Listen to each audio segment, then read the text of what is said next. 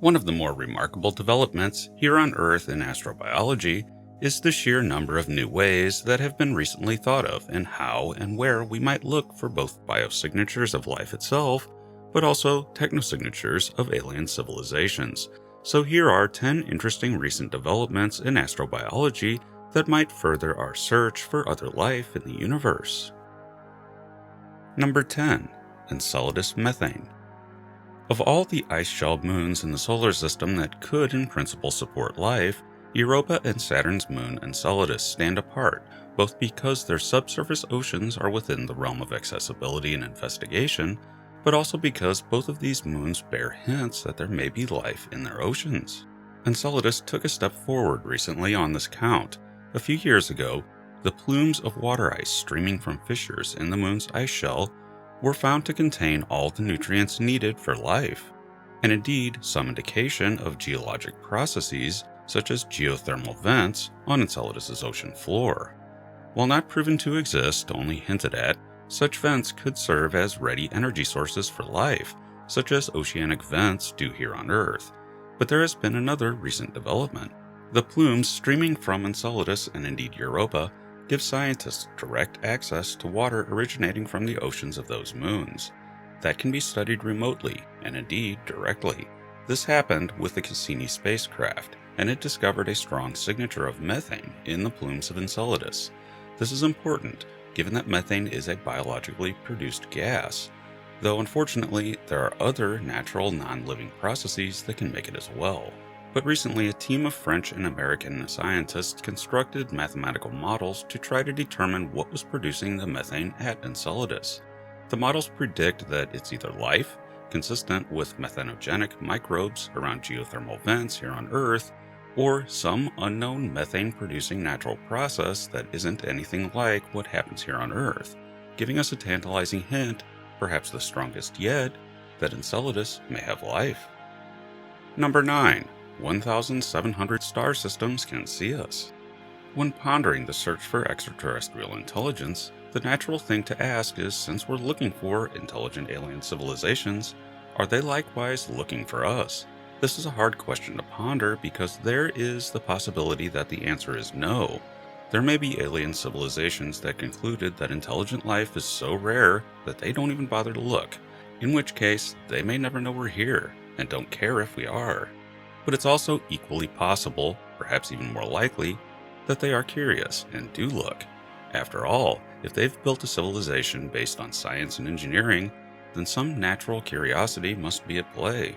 So the question becomes, how easy is it to spot us? Well, there are multiple ways it could happen, so long as the alien civilization is close enough to detect us. Further than about 100 light years out, they would see Earth as it was 100 years ago. And going much further back than that, we become undetectable, even though we were already well on our way in developing our civilization here on Earth. But that's because of when our detectable technologies, such as radio, saw their advent. But Earth is obviously much older, and we detect exoplanets, habitable or otherwise, using the transit method, so long as the exoplanets we're looking at happen to line up to the observer to create a transit signature. So how many other known exoplanets can see Earth transit the Sun?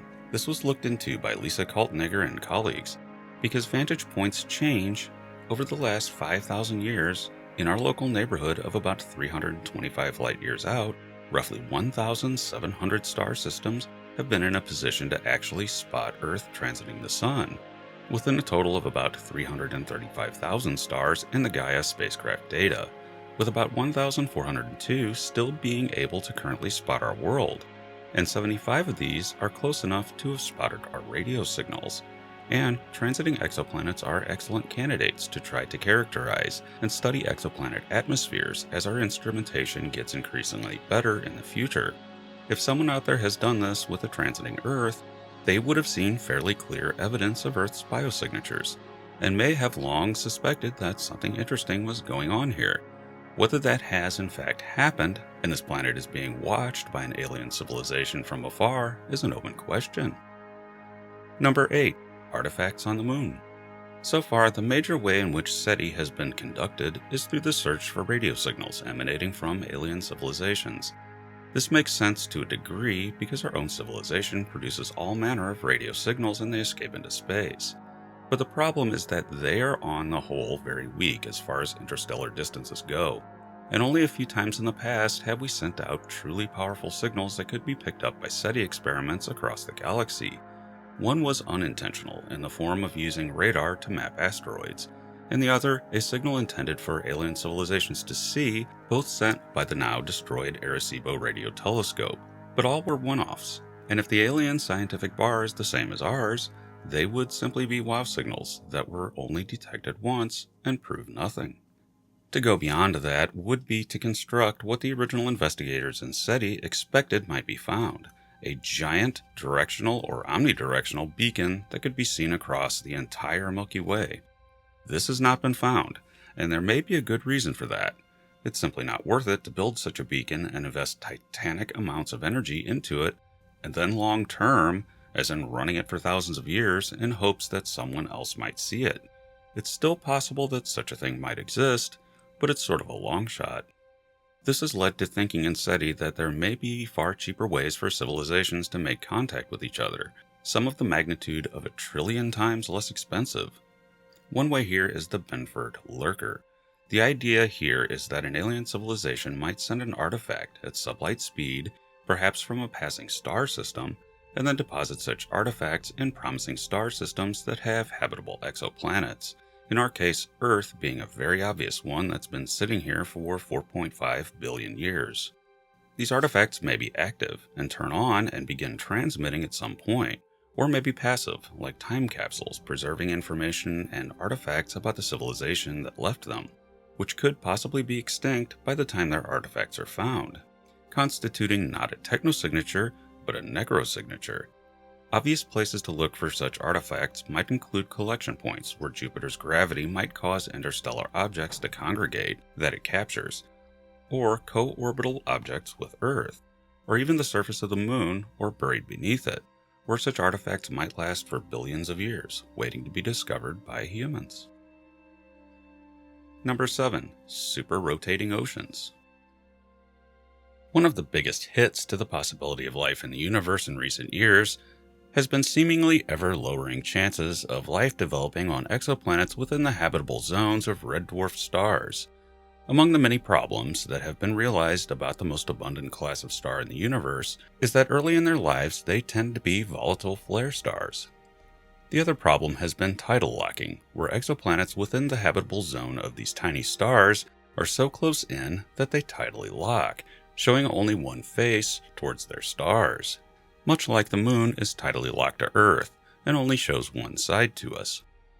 This problem of tidal locking has created problems for envisioning how life might evolve on these worlds, specifically in that conventional wisdom would suggest that one side of the planet is always getting baked and the other frozen, leaving at best a temperate twilight zone at the edges of light and dark that might allow for a chance.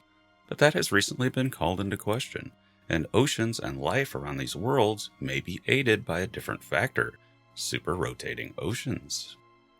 We clearly live on a planet that can transfer heat around. It's tilted and rotates and is unevenly heated. Yet ocean currents, the atmosphere, etc. move heat around. So why couldn't this happen on a tidally locked world?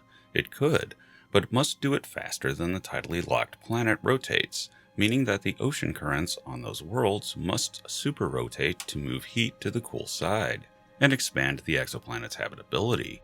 But Venus and several other bodies in the solar system, and occasionally even Earth, show us that this is possible with atmospheric superrotation.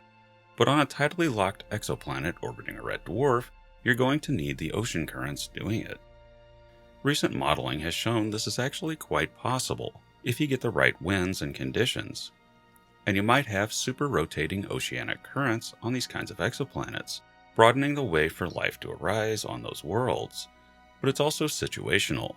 For example, if the continents on the exoplanets are arranged in a bad way, should continents be common things in the universe, which they very likely are, they could alter or stop those currents entirely. So however it might work, it's going to be very different for every exoplanet. Number 6. The Alpha Centauri A exoplanet. The nearest star system to us, the Alpha Centauri system, has been the focus of recent research regarding a roughly Earth-sized planet within the habitable zone of one member of the system, the closest one, Proxima Centauri. This exoplanet, Proxima b, takes the record as the closest known to us. But there have also been suspicions that the two other members of the Alpha Centauri system may also host worlds, and both of those stars are not red dwarfs and do not suffer from the problems associated with red dwarf exoplanets and life. It's made up of a Class G star like the Sun and a Class K orange dwarf. Now, it appears that the Type G member of the system has a planet within its habitable zone, though a planet very different from Earth. It appears, at least initially, to be about the size of Neptune, and the planet is still unconfirmed, being discovered as a heat signature by the European Southern Observatory's NEAR project. But given the proximity of the Alpha Centauri system, this planet, along with Proxima b and another candidate further out from the red dwarf, will no doubt be among the best candidates we have for at least characterizing the atmospheres of other worlds. Number 5. The BLC-1 radio signal.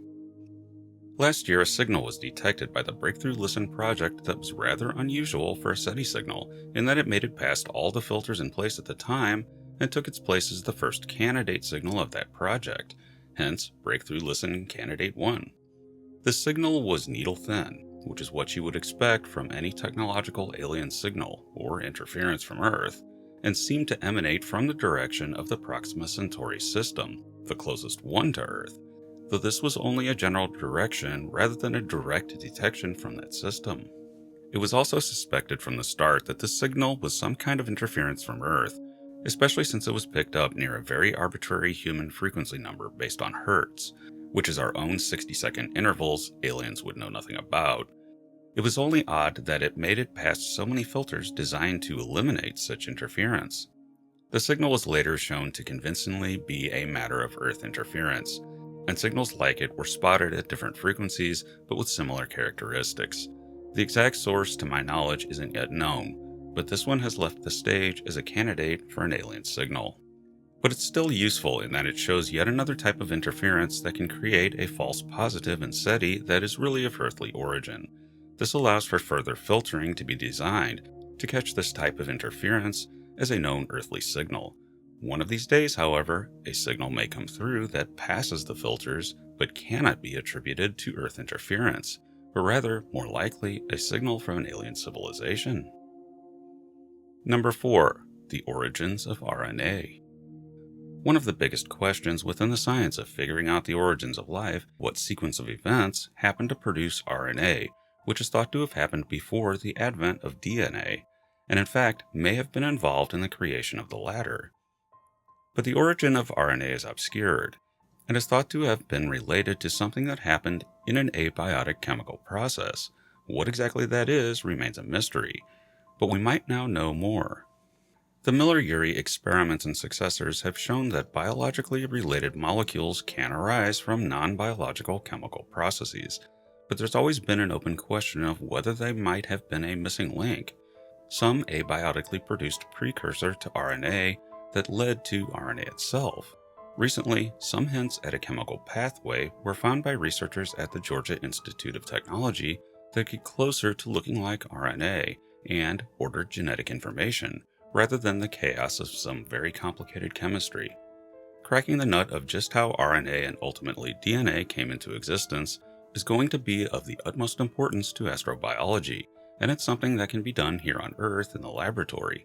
We may well know the answer to these questions in coming years or decades, and we will be able to not only say that the process is either straightforward and probably happens all over the universe, or is very rare and difficult and a matter more of chance that may not be common at all, but also give us clues on what specific conditions are present on exoplanets that might make them good candidates for life to exist, or even eventually arise. Number 3. Superhabitable candidates. One of the more interesting ideas that has come up in our exploration of exoplanets is the idea that Earth may not actually be the ideal world for life to exist, and that there may be planets out there better than Earth. There are multiple ways that this can be envisioned. For example, what of a better star? Our sun is really mischaracterized. we have tended to see it as a moderately long-lived Type G yellow dwarf. Well, here's the thing. It's not yellow and it's not a dwarf. It's rather large for a star in comparison to most other stars. It's more like a white giant, and is increasing in luminosity as it ages, meaning that its ability to support life on Earth will end much sooner than its red giant phase. It will bake this planet in about 600 million years, and that will be it for life as we know it.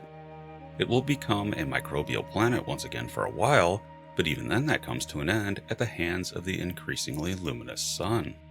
In short, we're stuck next to a monster that had a long enough quiet phase for life and a civilization to arise, but not for long.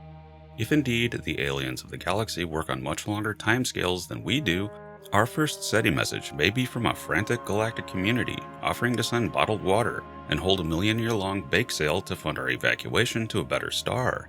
And then there is Earth. It's actually pretty easy to imagine a planet better than Earth, but also not that dissimilar. One can imagine slightly larger worlds, as far as surface area, that can have more landmass distributed over a greater number of smaller continents.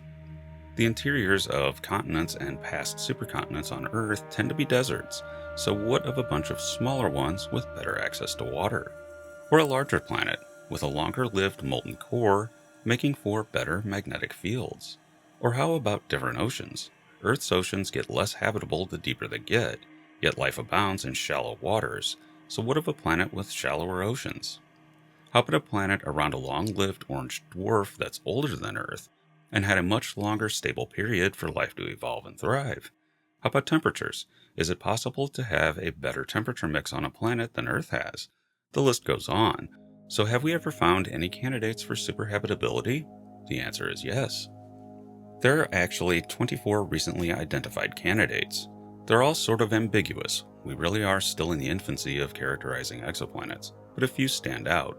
One is KOI 57515.01, which is a super-Earth, but not one so huge as to probably not be habitable. It's older than Earth by 1 billion years, and enjoys an orange dwarf as its host star. This would lead to comfortable surface temperatures, but a bit cold. However, we don't know anything about its atmosphere, so that may allow for warmer temperatures, and thus superhabitability.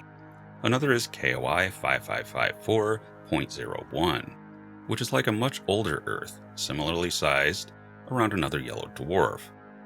Though maybe that's not such a good option, even though it seems to support comfortable temperatures.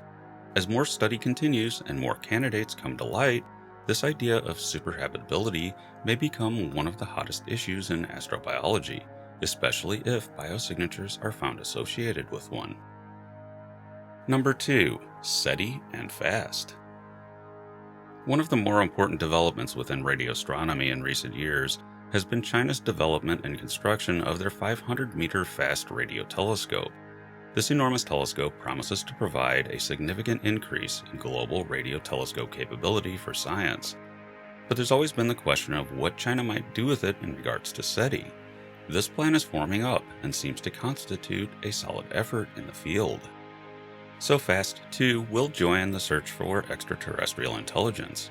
But as we've seen with space exploration, and indeed the geopolitical ramifications of that, along with nation-state rivalry, the question is how this would affect any effort in being the first country to find an alien signal. Who makes the discovery first? Because of the nature of SETI, this is going to be difficult because it almost has to be a global team effort. If a signal is picked up, geographical location becomes key in confirming it, because to do that requires radio telescopes across the globe to very quickly turn their attention to such a signal before it disappears. And if it's only seen once, it may be interesting, but it doesn't answer any questions. This leaves certain targeted searches that can be searched for again by the same telescope that might be kept secret for a time, but even then, confirmation of such a signal is going to be needed. But as with anything regarding SETI, the more the merrier, and it's a good thing that FAST is going to look into answering one of the greatest questions we humans have. Are we alone? Number 1. Hydrogen worlds. A huge question about just where life might exist and arise in the universe involves biases and certain realities. One of these is just what we consider a habitable atmosphere, in which we tend to look at our own atmospheric mix. But Earth's atmosphere was not always like this, and indeed, early on when life first appeared, it was radically different and did not contain the oxygen levels it has now. That was a result of life. So what other sorts of exoplanet atmospheres might also host life? One is pure hydrogen. Researchers recently experimented with E. coli and various species of yeast to see if they could survive in a hydrogen atmosphere. They didn't do as well and grew more slowly, but survive and reproduce they did. This opens the way for rocky planets with hydrogen-rich atmospheres to be on the list of candidates for life, and even certain biosignatures, even though they aren't particularly Earth-like in their atmospheric makeup. Thanks for listening. I am futurist and science fiction author John Michael Godier. Be sure to check out my books at your favorite online book retailer and subscribe to my channels for regular, in-depth explorations into the interesting, weird, and unknown aspects of this amazing universe in which we live.